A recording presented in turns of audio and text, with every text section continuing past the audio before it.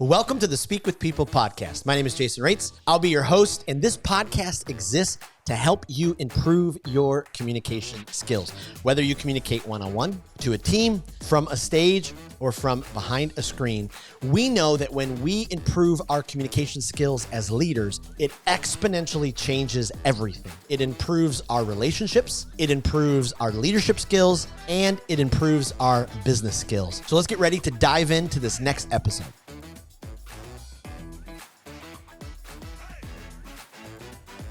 I've been looking forward to this podcast episode for a long time. I get to interview someone that I have just a giant amount of respect and admiration for.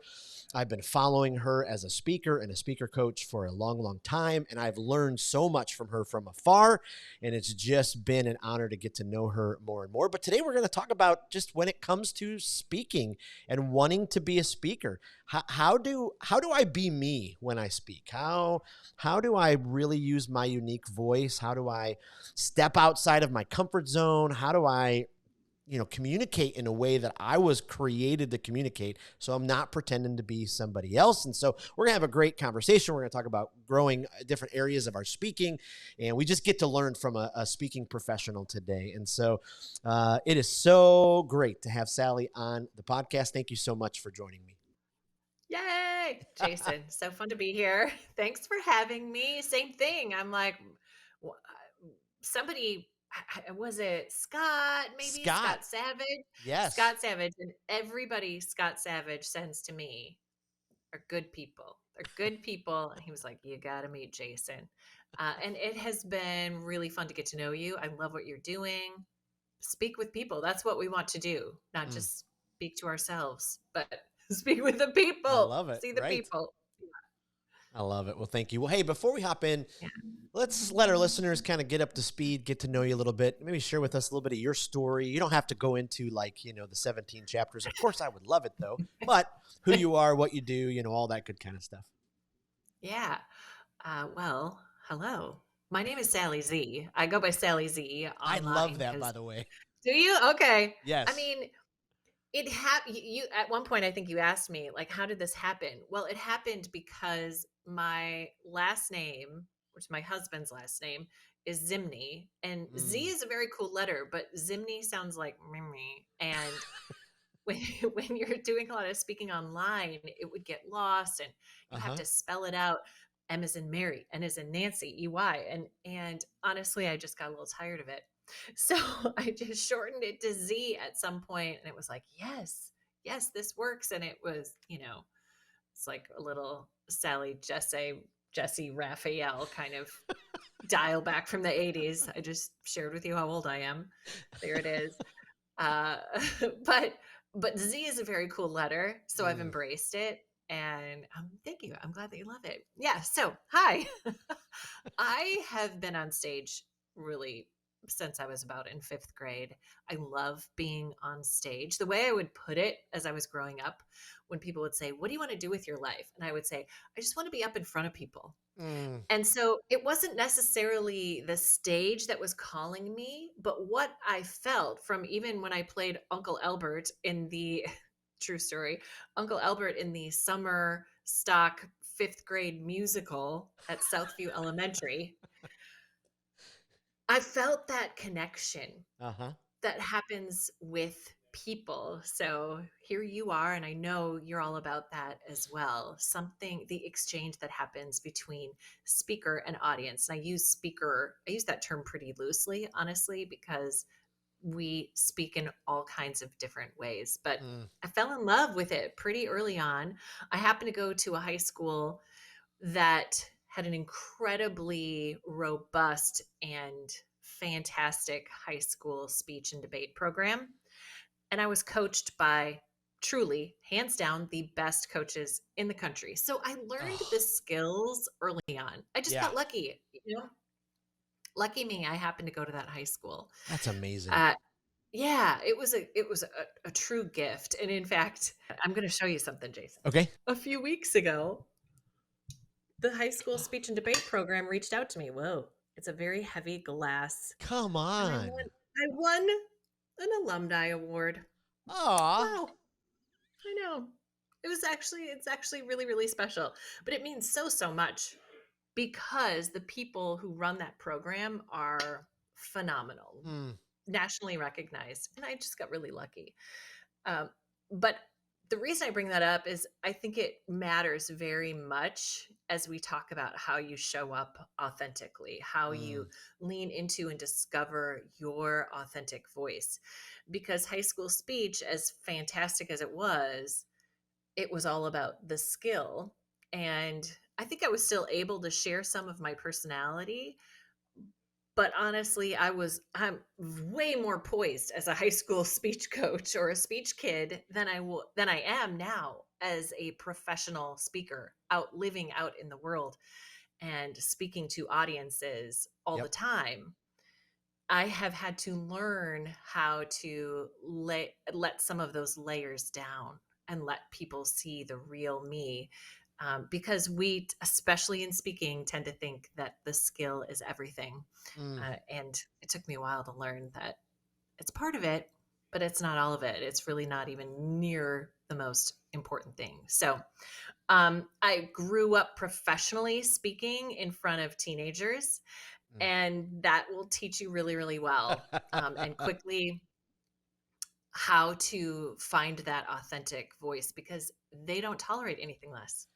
They're Nope. not interested in anybody who is pretending and really doesn't understand where they're coming from and is focused on that empathetic connection. So it was a brutal learning, Mm, but I had a ton of reps because we were traveling all over the country and I was doing 2 talks a day, 4 days a week wow. for 4 or 5 years. So Yep.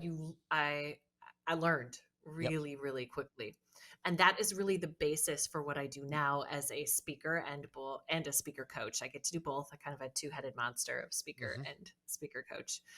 And the crux of what I do and how I do it is around how we can show up and share more of who we are in service of our message. That your message needs you and the Mm. special sauce that you bring in that moment.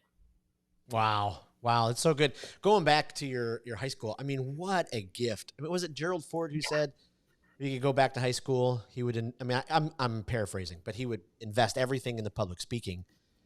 It's Oh, amazing. I mean, kids grow up and they use public speaking all the time without even realizing it.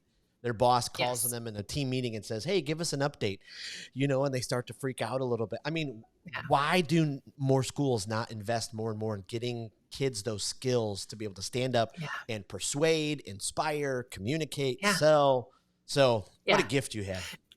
It was the best thing that I did. And I did theater too, and I loved it. Love theater. But speech is why I'm doing what I'm doing now. Mm, And along with the skills, I feel like one of the most critical lessons that I took from that and that I learned was about working hard yes. and allowing yourself to learn publicly because we had Mm, to. yes. Even in rehearsing is so, so awkward. I got really good at practicing and figuring things out and allowing for that discomfort, and that is essential on the pathway to authenticity. Like, Mm, we have to be willing to show up in discomfort publicly because we only learn by doing.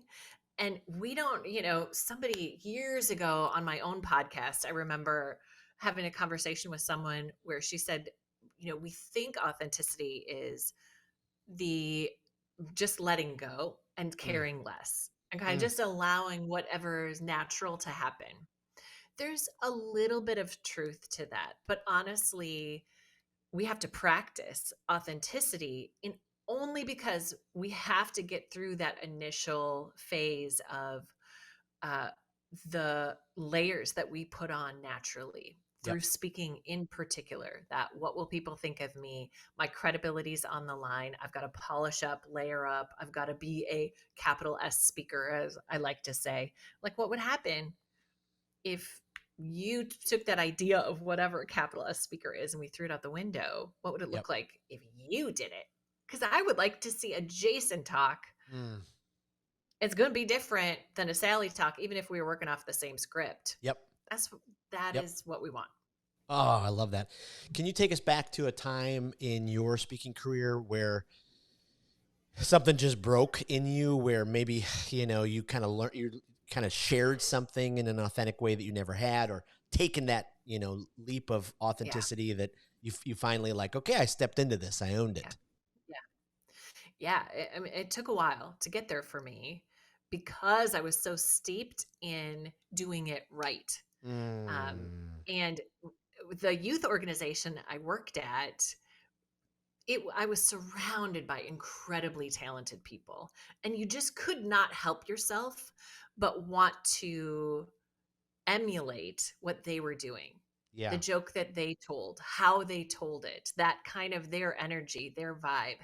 And as I grew up and learned there and started coaching all of the speakers there, I would give people a year and Mm, say, play with it. You're going to start by mimicking other people. You're going to start by just trying to figure out, like, how do I do this? yep. And because you're representing an organization, and if there are people out here who speak on behalf of an organization at your company, or perhaps like you are taking a message that is not necessarily yours on Mm-hmm. the road, Mm-hmm. it takes a while for that message to be yours Oof. and to not let it just be what the message that you're supposed to give.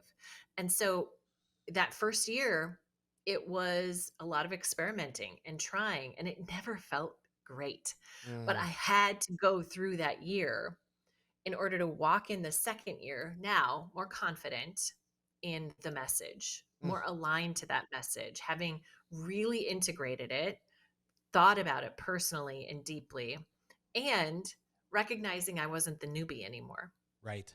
I had something to teach other people, and I felt this new freedom.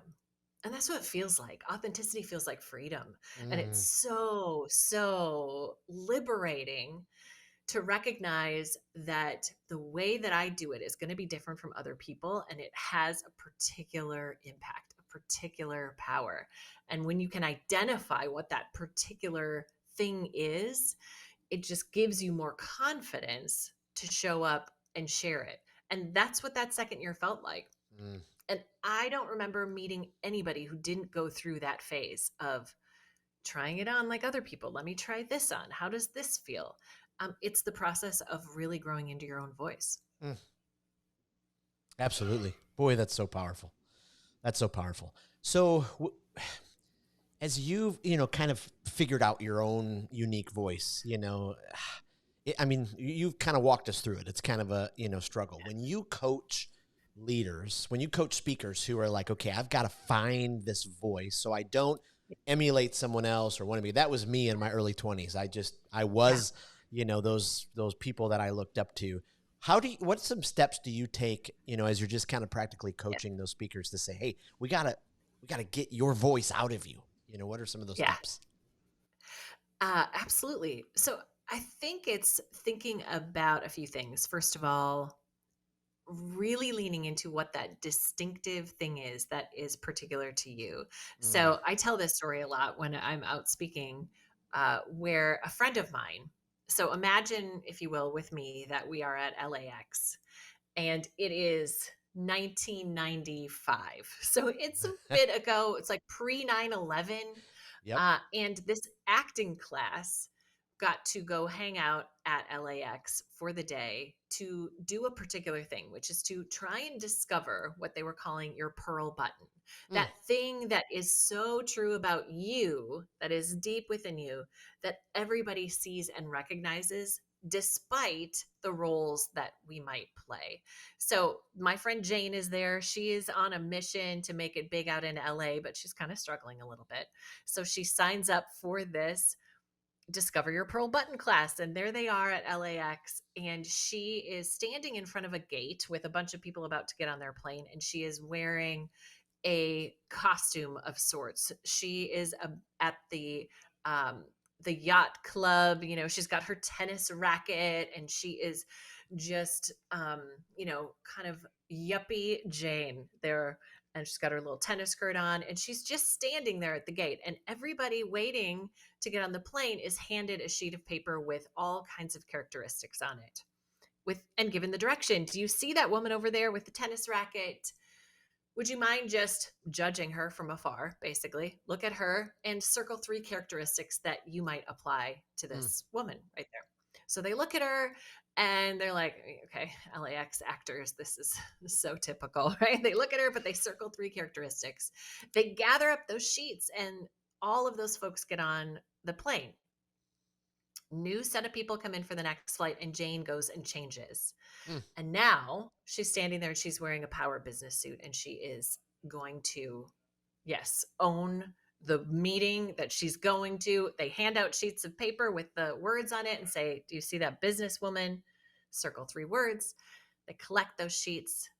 They get on the plane, and now Jane comes back. New people, new sheets, but now she's like hippy dippy yoga woman. Like she's just feeling the Uh-huh. flow and the vibes and very woo woo.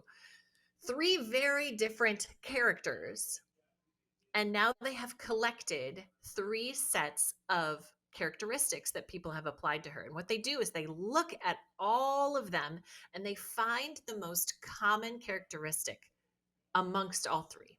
Huh. In other words, what is the thing that is so true about Jane that despite what role she was playing, they saw it in her? They experienced it from her, this energy that she had in her. And I'm getting a little long in this, but let me just say, Yeah.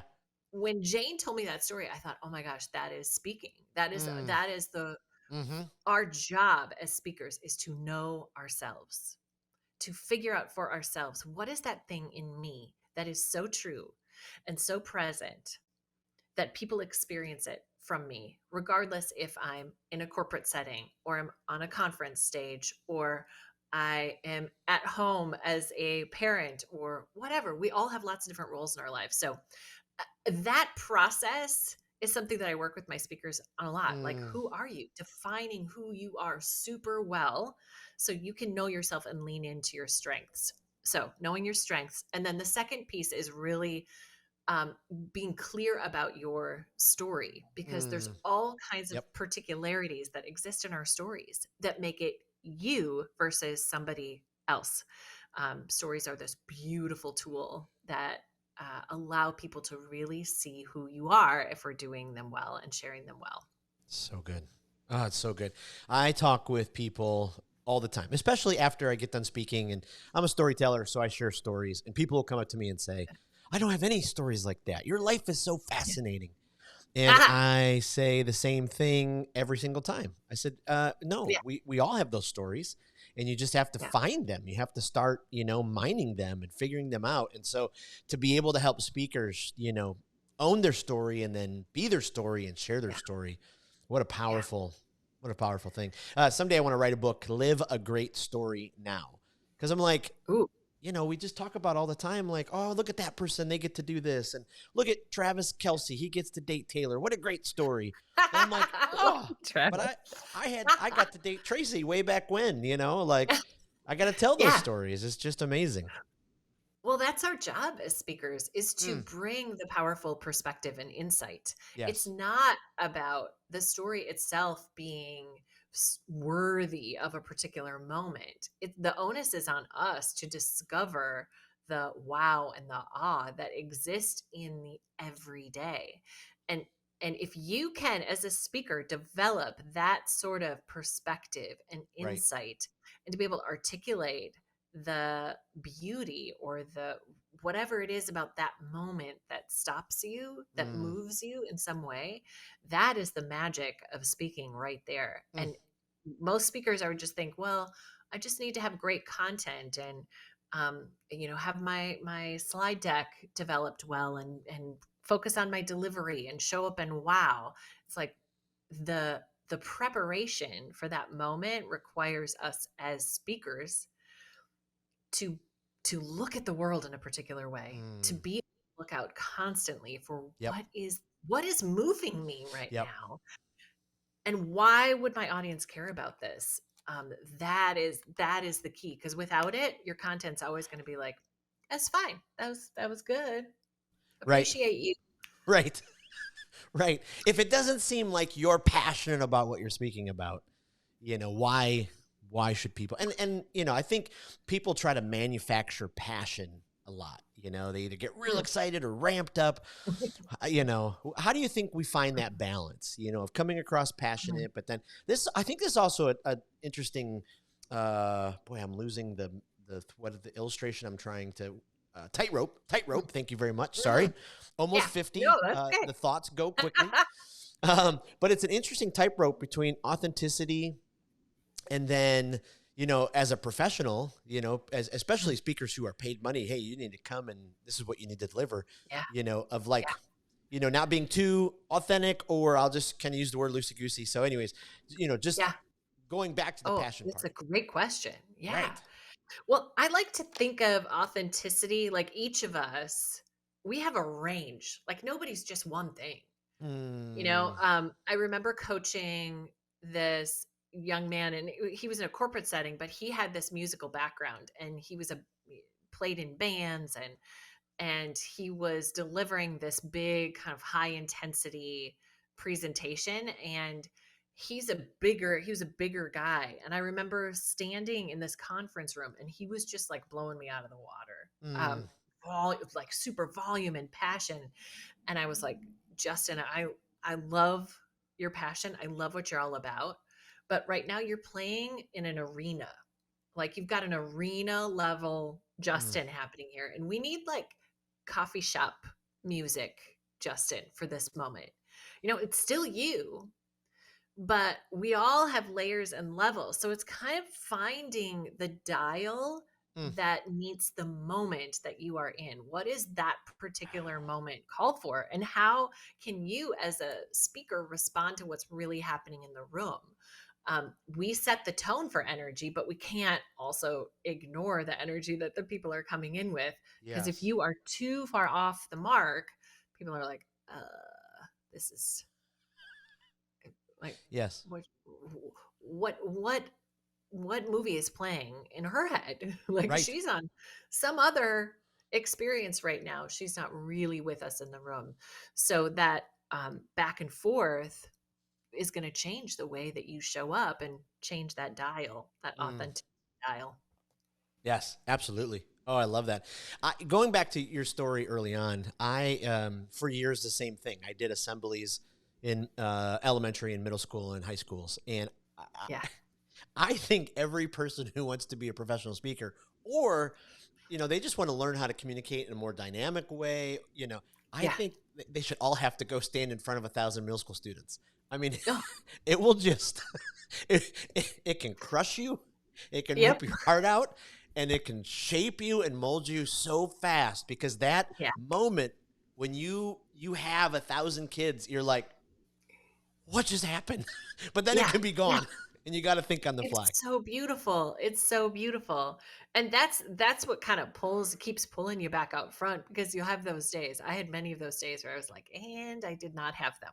Yes. Uh, Oh yeah. and we can analyze for forever, because there's a Yep. million different factors that made that so. But for me, the one time, and happened more than once, but you have that one moment where you're like, oh, they're like right here, Yep. and they're all feeling something, and they Yep. line up afterwards. These sweet little middle schoolers, like, so my best friend last week, and you're like Yep. hearing all these Yep. incredible stories, and you realize what's right underneath that little bit of cynicism is a willingness and an openness. And so you just keep going back, because you're like, Mhm. I just want to get them, these sweet little buggers.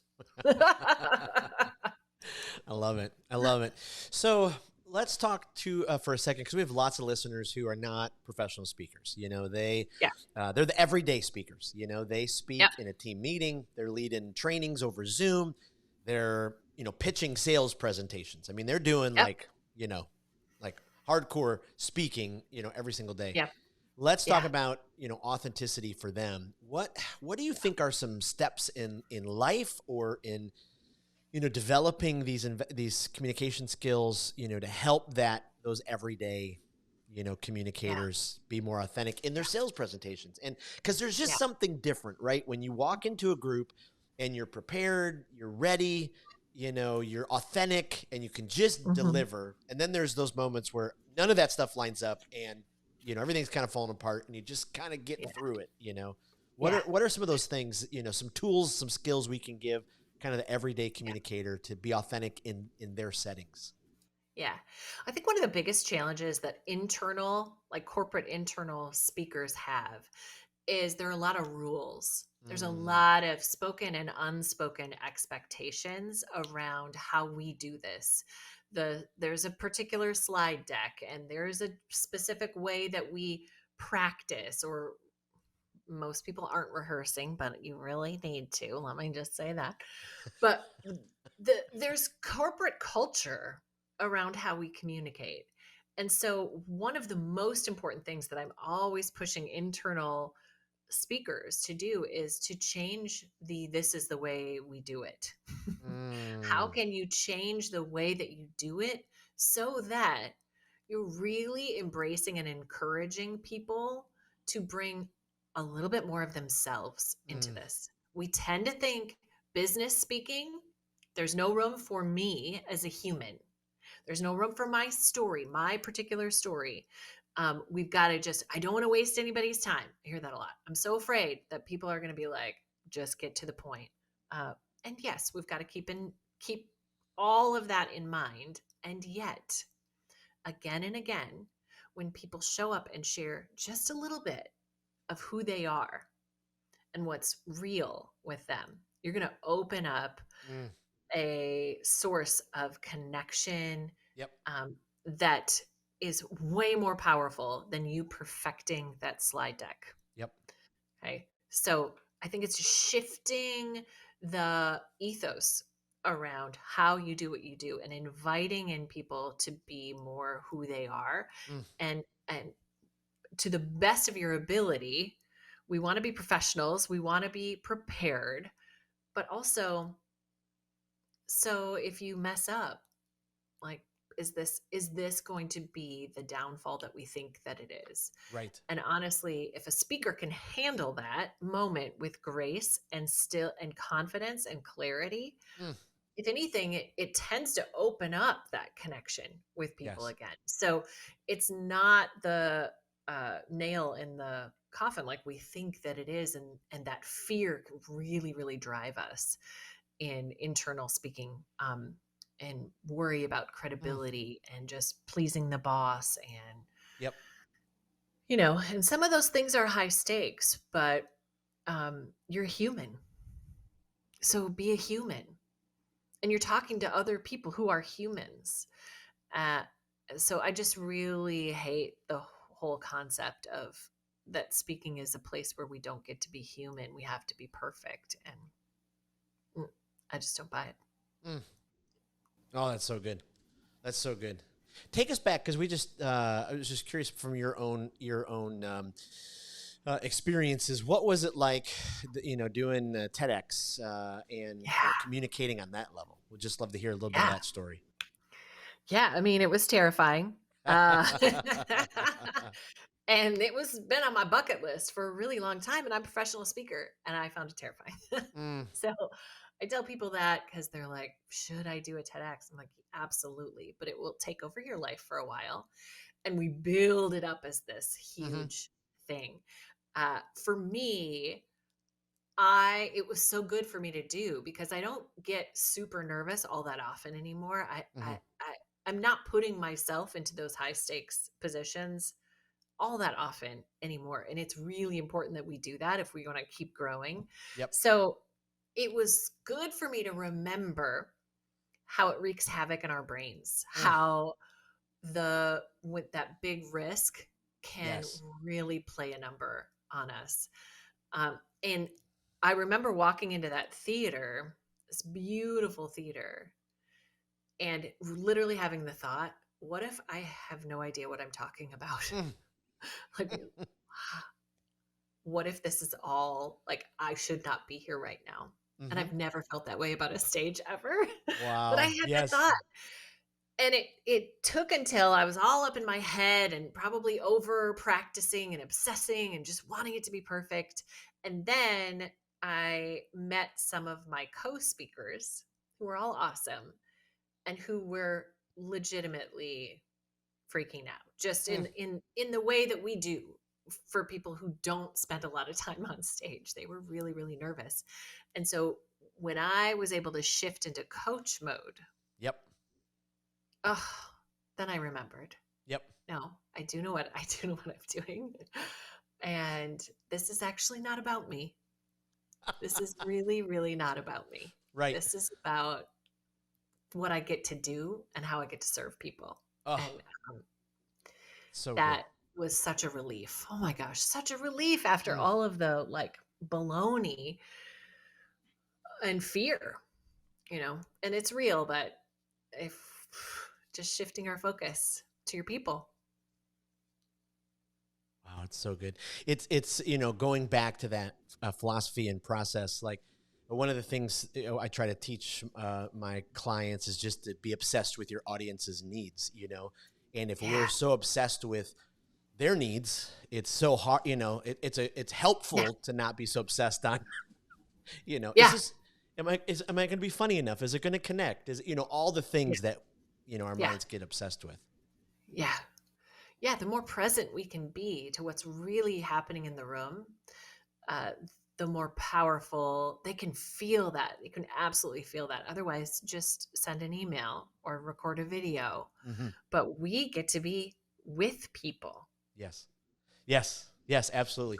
Well, hey, you have given us, I've taken furious notes here because you've given us Oh, good.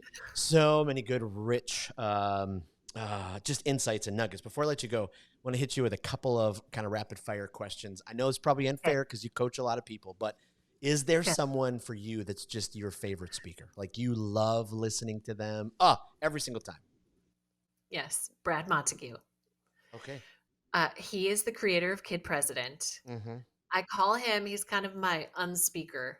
I hold him up as a really wonderful unspeaker. And what I mean by that is he doesn't fit the mold that we think of as speaker, capital S speaker, but he loves his audiences so much. And he pours the creative energy and love into those moments. And I feel it. I just am moved by what he does and the joy that he brings to the stage. Mm. Oh, it's so good. Is there a podcast either on the development side or the guilty pleasure side that you just love? Like it just fills you up. You're like, oh, I can't wait to listen to this. Oh my gosh. Well, I have been out of the podcast loop for a while, Mm-hmm. but I love podcasts. I really, really do. But the guilty pleasure podcast I listen to is Smartless Mm, with Jason Bateman and Will so good. Arnett and oh my gosh, what's his name? So funny. Yeah, those He three together are just yes, incredible. I feel bad that I can't remember his name, but you know what I'm talking about. He was I in Will and Grace. He was in Will and He's Grace. I can't awesome. remember his name. I'm sorry. Sorry. We'll, I we'll should look find it it. We'll up. put it in the show notes. Okay, great. I'm I sure love he'll that listen. show. I love how much they laugh together Mm, and just it's like it's an improvisational comedy show every time how they dig in with each other and riff off each other. So hmm it's delightful. I love it. I Yeah. love it. Okay, lastly, is there one book you think every speaker should read? Like if I Yeah. want to improve, I got to read this book. Okay. It's not really a speaking book, but I Okay. still give it to every speaker I know. And that is Elizabeth Gilbert's Big Magic. Mm. It's truly about, I think her subtitle is Creative Living Beyond Fear.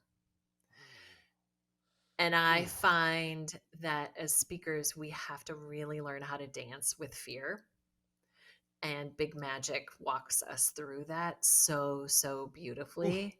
I love the book, Wow. and it will feed your soul and help you prepare up here as a speaker. Because honestly, the rest of it you can learn, and that's fine. But if you are not really emotionally attuned and Hmm. managing your mind and dancing with fear, your speaking isn't going to go anywhere. Absolutely. Well, hey, before I let you go, where is online where we can send, people to where people can go to find out more information about what you do and all that kind of stuff? Yeah. Yeah. You can find me at sally-z.com. And right now, you're hearing this in January. My new book comes out in February. Come on. I know. I'm so excited. It's all about storytelling, and it's really about how to bring our authentic, courageous, brave stories out into the world in service to your message. So I would love for people to come check it out. If you go to speakingstory.com, you can pre-order the book, order the book, depending on when you're listening to this. And one of the things that I'm offering to folks after they get the book is to join me and grab what I'm calling a story kit. It'll help you tell a better story in 15 minutes, and I would highly encourage everybody to come check it out. It's quite a thing. The book I love process. it. Boy, I can't wait. And we'll have to have you back to talk about the book. I didn't even, I mean, that's so great. I love it. Thank you. I'd love that. That would And be fantastic.